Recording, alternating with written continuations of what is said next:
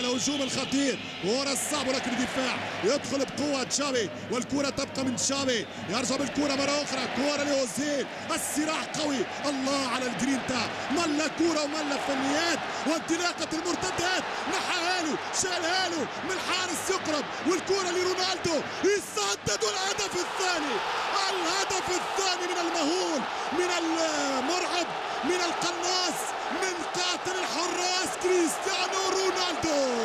جول جول جول جول جول جول ريال مدريد. الهدف الثاني، الهدف الثاني. وماذا يحدث في دفاعات بلاوغرانا؟ ماذا يحدث في 18 دقيقة؟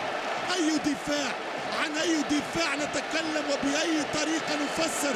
مش ممكن كرة العمق، الكروس لونج، جيرار بيكي بطيء جدا، ماسكيرانو متأخر جدا، والضربة والسدة والتسديد في مرمى فالديز. الهدف الثاني، شوف كيف شالها له، نحاها له حتى قدامه، الصاروخ نتاع ماديرا، يسجل 8 أهدافه في الكلاسيكو، وهدف جديد هو الثالث ليه في السوبر كوبا. الهدف الثاني للمدريد، وكريستيانو رونالدو يقول الكبرياء الأبيض يظهر في المواقيت الصعبة عند مواعيد الرجال. هدفين لصفر للريال.